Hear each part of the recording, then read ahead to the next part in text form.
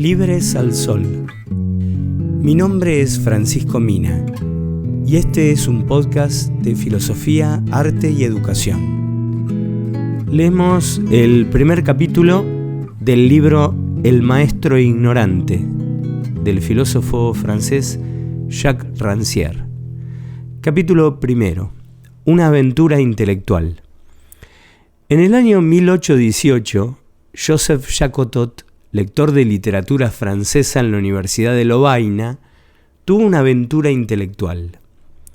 Una carrera larga y accidentada le tendría que haber puesto, a pesar de todo, lejos de las sorpresas. Celebró sus 19 años en 1789. Por entonces enseñaba retórica en Dijon y se preparaba para el oficio de abogado. En 1792 sirvió como artillero en el ejército de la República. Después, la Convención lo nombró sucesivamente instructor militar en la oficina de las pólvoras, secretario del ministro de Guerra y sustituto del director de la Escuela Politécnica. De regreso a Dijon, enseñó análisis, ideología y lenguas antiguas, matemáticas puras y trascendentes y derecho. En marzo de 1815, el aprecio de sus compatriotas lo convirtió, a su pesar, en diputado. El regreso de los Borbones le obligó al exilio y así obtuvo de la generosidad del rey de los Países Bajos ese puesto de profesor a medio sueldo. Joseph Jacotot conocía las leyes de la hospitalidad y esperaba pasar días tranquilos en Lovaina. Tal fue la revolución que esta experiencia azarosa provocó en su interior. Hasta ese momento, había creído lo que creían todos los profesores concienzudos, que gran tarea del maestro es transmitir sus conocimientos a sus discípulos para elevarlos gradualmente hacia su propia ciencia. Sabía como ellos que no se trataba de atiborrar a los alumnos de conocimientos ni de hacérselos repetir como loros, pero sabía también que es necesario evitar esos caminos del azar donde se pierden los espíritus todavía incapaces de distinguir lo esencial de lo accesorio y el principio de la consecuencia. En definitiva, sabía que el acto esencial del maestro era explicar, poner en evidencia los elementos simples de los conocimientos y hacer concordar su simplicidad de principio con la simplicidad de hecho que caracteriza a los espíritus jóvenes e ignorantes. Enseñar era, al mismo tiempo, transmitir conocimientos y formar los espíritus conduciéndolos, según un orden progresivo, de lo más simple a lo más complejo. De este modo el discípulo se educaba mediante la apropiación razonada del saber y a través de la formación del juicio y del gusto en tan alto grado como su destinación social lo requería y se le preparaba para funcionar según este destino: enseñar, pleitear o gobernar para las élites letradas, concebir, diseñar o fabricar instrumentos y máquinas para las vanguardias nuevas que se buscaba ahora descubrir entre la élite del pueblo. Hacer, en la carrera científica, descubrimientos nuevos para los espíritus dotados de ese genio particular. Sin duda, los procedimientos de esos hombres de ciencia divergían sensiblemente del orden razonado de los pedagogos. Pero no se extraía de eso ningún argumento contra ese orden. Al contrario, inicialmente es necesario haber adquirido una formación sólida y metódica para dar vía libre a las singularidades del genio. Así razonaban todos los profesores concienzudos. Y así razonó y actuó Joseph Jacotot en los 30 años de profesión. Pero ahora el grano de arena ya se había introducido por azar en la maquinaria. No había dado a sus alumnos ninguna explicación sobre los primeros elementos de la lengua. No les había explicado ni la ortografía ni las conjugaciones. Ellos solo buscaron las palabras francesas que correspondían a las palabras que conocían y las justificaciones de sus desinencias. Ellos solos aprendieron cómo combinarlas para hacer en su momento oraciones francesas, frases cuya ortografía y gramática eran cada vez más exactas a medida que avanzaban en el libro. Pero sobre todo, eran frases de escritores y no de escolares. Entonces, ¿Eran superfluas las explicaciones del maestro? O si no lo eran, ¿a quiénes y para qué eran entonces útiles esas explicaciones? Segundo título de este capítulo, el orden explicador. Una luz repentina iluminó brutalmente en el espíritu de Joseph Jacotot. Es evidencia ciega de cualquier sistema de enseñanza, la necesidad de explicaciones. Sin embargo, ¿qué hay más seguro que esta evidencia? Nadie conoce realmente más que lo que ha comprendido. Y para que comprenda, es necesario que le hayan dado una explicación, que la palabra del maestro haya roto el mutismo de la materia enseñada. Esta lógica, sin embargo, no deja de comportar cierta oscuridad.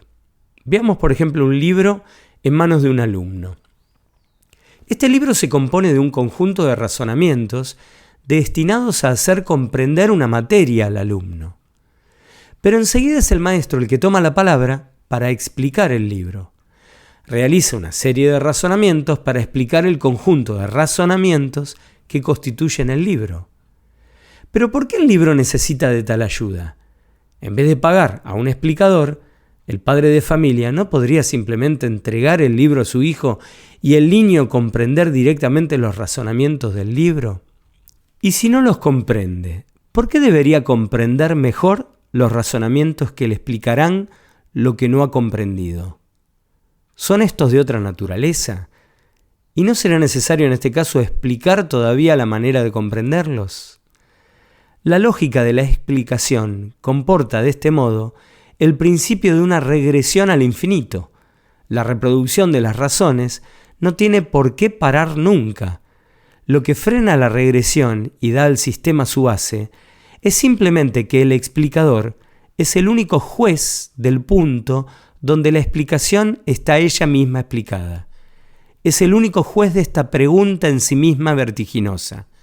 ¿Ha comprendido el alumno los razonamientos que le enseñan a comprender los razonamientos? Es ahí donde el maestro supera al padre de familia. ¿Cómo estará éste seguro de que el niño ha comprendido los razonamientos del libro? Lo que le falta al padre de familia, lo que faltará siempre al trío que forma con el niño y el libro, es ese arte singular del explicador, el arte de la distancia. El secreto del maestro es saber reconocer la distancia entre el material enseñado y el sujeto a instruir. La distancia también entre aprender y comprender.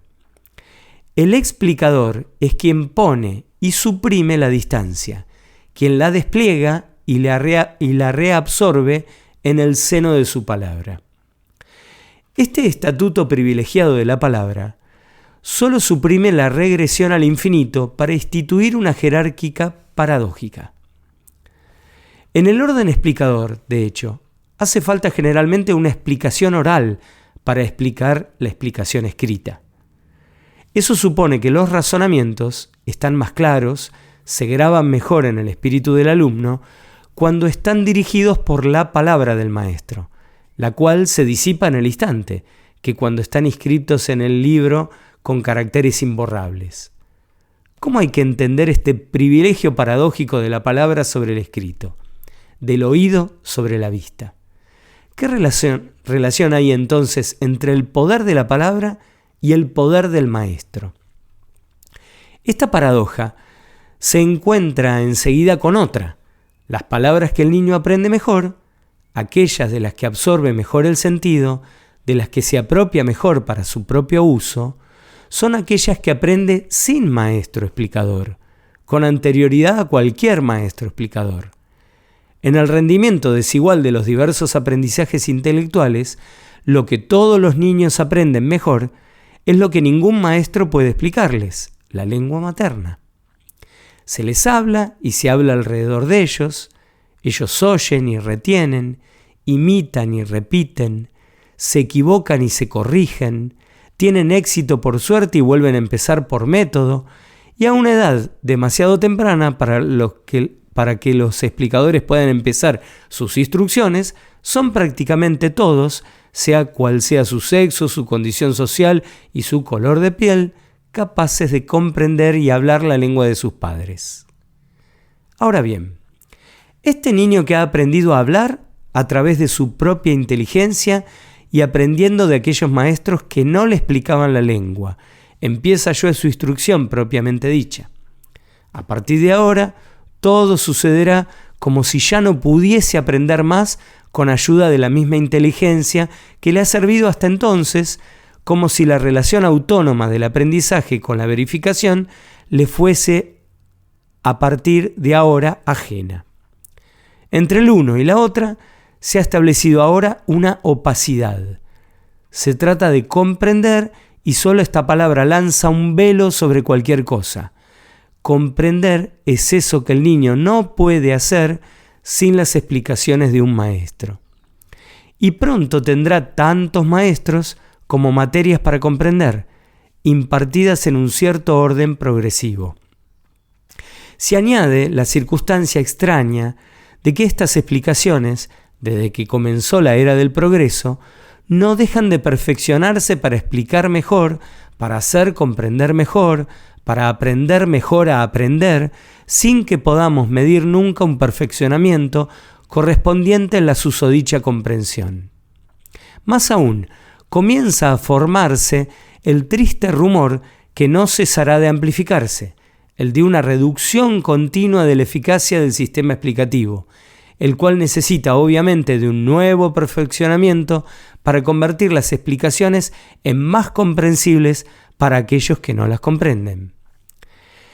La revelación que se apoderó de Joseph Shakotot se concentra en esto. Es necesario invertir la lógica del sistema explicador. La explicación no es necesaria para remediar una incapacidad de comprensión. Todo lo contrario, esta incapacidad es la ficción que estructura la concepción explicadora del mundo. El explicador es el que necesita del incapaz, y no al revés. Es él el que constituye al incapaz como tal. Explicar alguna cosa a alguien es primero demostrarle que no puede comprenderla por sí mismo. Antes de ser el acto del pedagogo, la explicación es el mito de la pedagogía, la parábola de un mundo dividido en espíritus sabios y espíritus ignorantes, espíritus maduros e inmaduros, capaces e incapaces, inteligentes y estúpidos.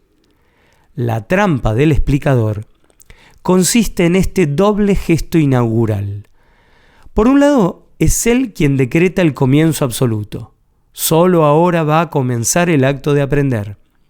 Por otro lado, sobre todas las cosas que deben aprenderse, es él quien lanza ese velo de la ignorancia que luego se encargará de levantar. Hasta que él llegó, el niño tanteó a ciegas, adivinando. Ahora es cuando va a aprender. Oía las palabras y las repetía. Ahora se trata de leer y no entenderá las palabras si no entiende las sílabas si no entiende las letras, que ni el libro de sus padres podrían hacerle entender. Tan solo puede la palabra del maestro. El mito pedagógico, decíamos, divide el mundo en dos, pero es necesario decir más precisamente que divide la inteligencia en dos.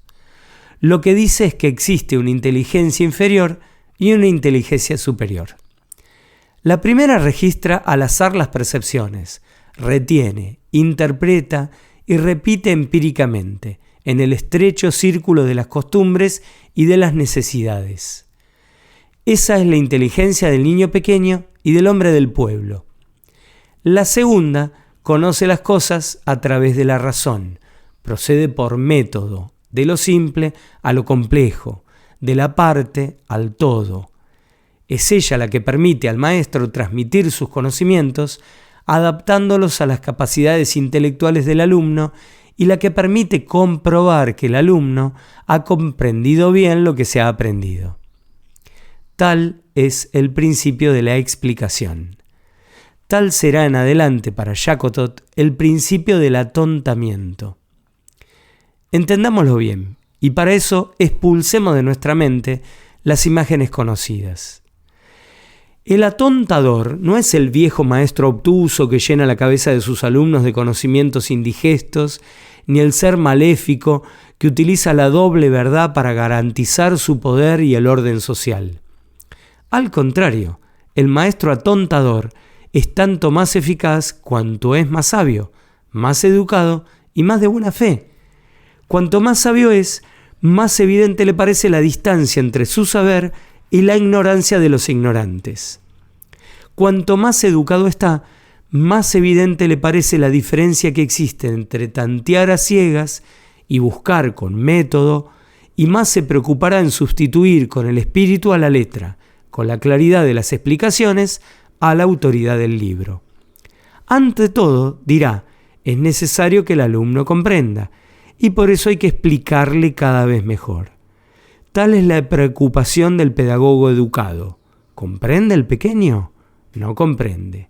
Yo encontraré nuevos métodos para explicarle, más rigurosos en su principio, más atractivos en su forma, y comprobaré que comprendió.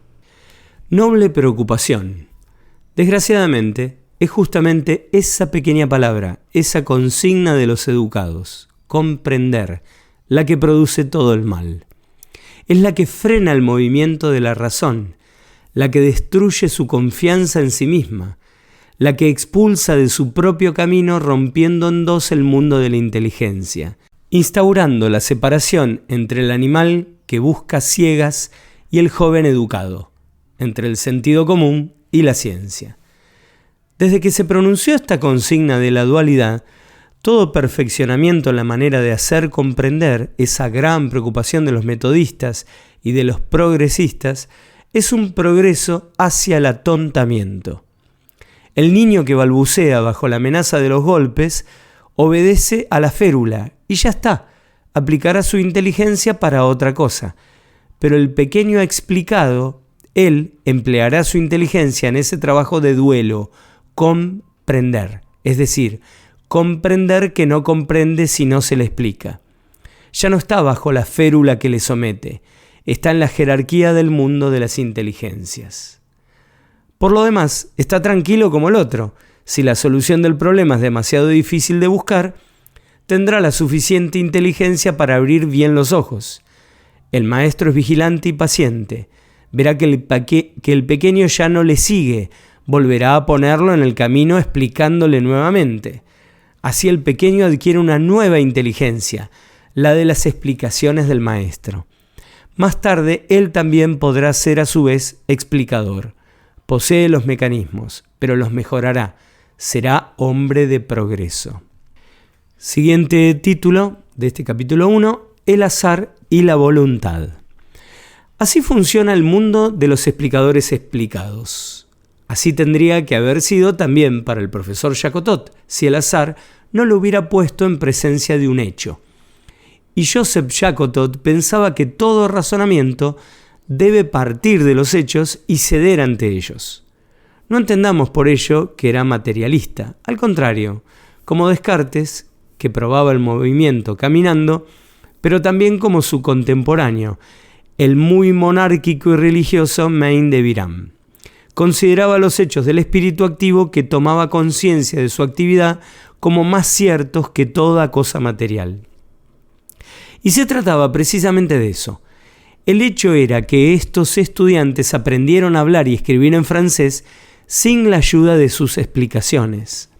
No les transmitió nada de su ciencia, ni les explicó nada de los radicales y de las flexiones de la lengua francesa.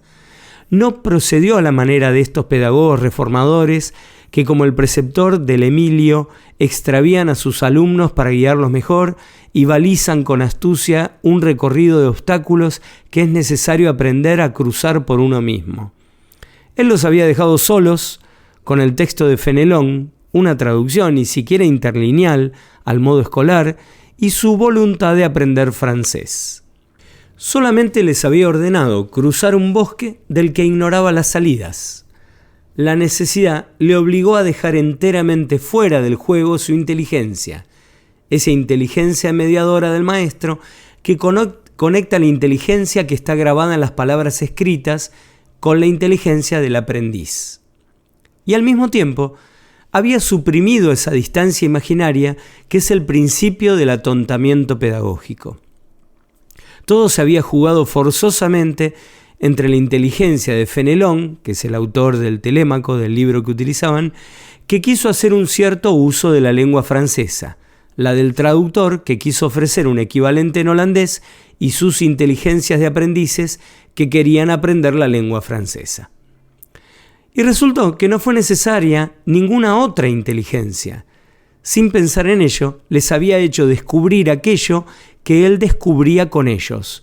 Todas las frases y por consecuencia todas las inteligencias que las producen son de la misma naturaleza. Comprender solo es traducir, es decir, proporcionar el equivalente de un texto, pero no su razón. No hay nada detrás de la página escrita, nada de doble fondo que requiera el trabajo de una inteligencia otra, la del explicador. Nada del lenguaje del maestro, de la lengua cuyas palabras y frases tengan el poder de decir la razón de las palabras y de las frases de un texto. Los estudiantes flamencos habían proporcionado la prueba. Solo tenían a su disposición para hablar de Telémaco las palabras de Telémaco. Basta pues con la frase de Fenelón para comprender las frases de Fenelón y para decir lo que se ha comprendido en ellas. Aprender y comprender son dos maneras de expresar el mismo acto de traducción. No hay nada detrás de los textos sino la voluntad de expresarse, es decir, de traducir. Si ellos habían comprendido la lengua tras haber aprendido Fenelón, no era simplemente por la práctica de comparar la página de la izquierda con la página de la derecha. Lo que cuenta no es pasar de página, sino la capacidad de decir lo que se piensa con las palabras de los otros. Si aprendieron eso de Fenelón, era porque el mismo acto de Fenelón como escritor era un acto de traductor.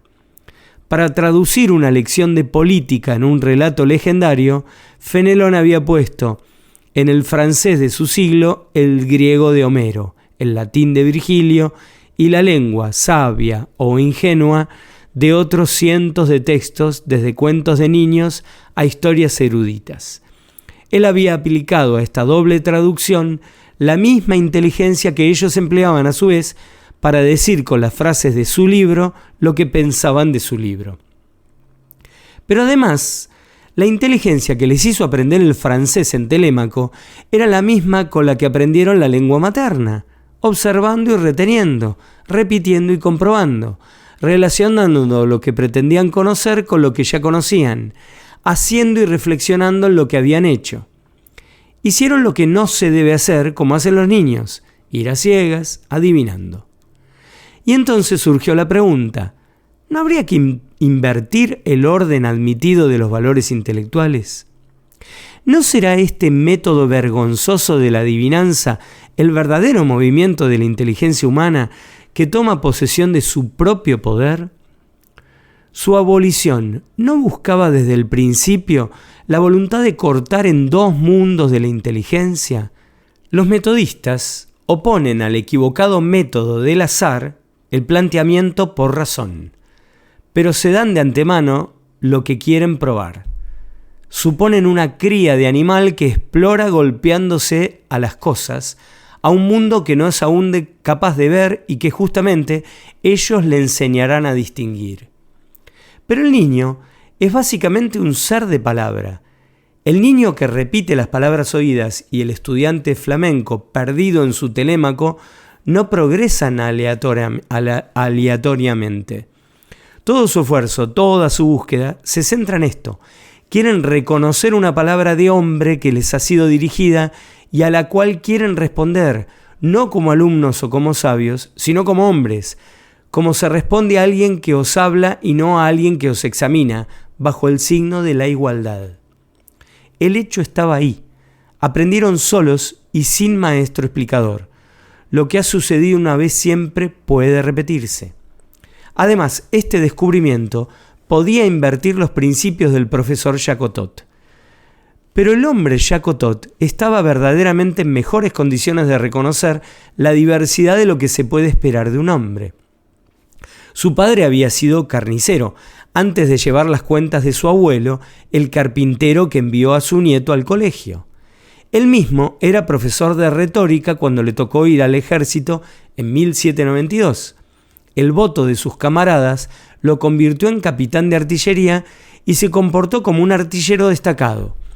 En 1793, en la oficina de las pólvoras, este latinista se había hecho instructor de química para la formación acelerada de esos obreros, a los que luego se enviaba a aplicar sobre todos los puntos del territorio los descubrimientos de Fourcroy. En casa del mismo Fourcroy había conocido a Vauquelin, ese hijo de campesino que se había hecho una formación de químico a escondidas de su patrón. En la escuela politécnica había visto llegar a todos esos jóvenes a los que comisiones improvisadas habían seleccionado según el doble criterio de la vivacidad de su espíritu y de su patriotismo. Y los había visto convertirse en matemáticos muy buenos, menos por las matemáticas que Monge o Lagrange les explicaban que por aquellas que hacían ante ellos. Él mismo había aprovechado sus funciones administrativas para darse una competencia de matemático que ejerció más tarde en la Universidad de Dijon. Del mismo modo que había agregado el hebreo a las lenguas antiguas que enseñaba y había compuesto un ensayo sobre la gramática hebraica. Pensaba, Dios sabe el porqué, que esta lengua tenía futuro.